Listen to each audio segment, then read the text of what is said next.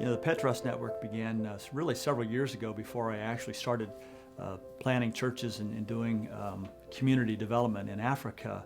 Started with a mentor of mine who called me up one day. He was 84 years old, and he said he wanted to plant 1,000 churches in Ethiopia, and he wanted to know what I thought about that. I loved him so much, and I believed in his mission and his ministry that I launched into it. And so we came up with a plan, and we started planting churches in Africa, in Ethiopia. And the Lord just really blessed it, and we planted 1,000 churches in 2 years. And so I began to see the power of a church planted in an unreached village. Jesus is the hope of the world. I fully believe that. I mean, in fact, if you're a Christian, you can't help but to believe in that. And it's communicating Jesus, or communicating the gospel, telling the story through the local church, really, which is really his plan, Christ's plan, to reach the world.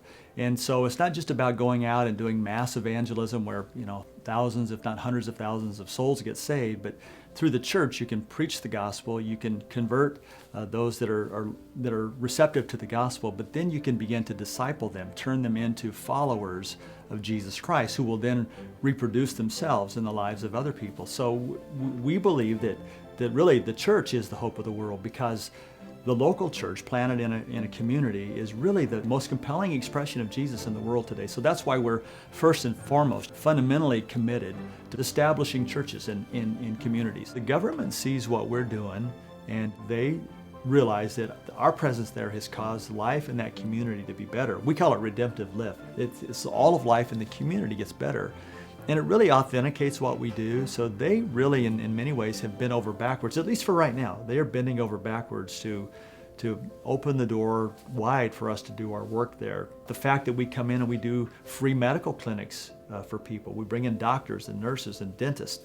All of that just authenticates the gospel. One of the things that they will tell us is that the work ethic changes. The people are working harder. We didn't teach them to do that, but they see something, in the Christians, and they see something when they hear something when the gospel is preached, that their work ethic is better. They say they're not spending as much money on drugs or on alcohol. I'm so passionate about this. I'm so committed to this. I will give my life for this, and I'll tell you why. I've seen the results of what we're able to do, and I really do believe that we are changing the world, that we can change the world.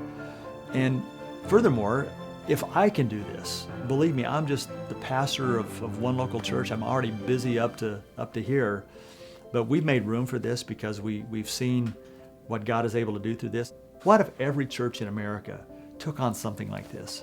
What if every church in America just adopted one village that they could reshape an entire region, maybe even a country, with the gospel and bringing the influence of the kingdom of God into that church.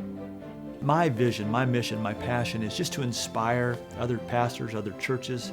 We're just looking for partners in this, people to come alongside us to help us with whatever gifts and resources and passions they have. If they can just see what we're doing, I think we have a real opportunity to change the world and to set afoot, I think, a spiritual awakening of lives, of villages, of regions, of countries, even regions of the world, by what God has given us to do.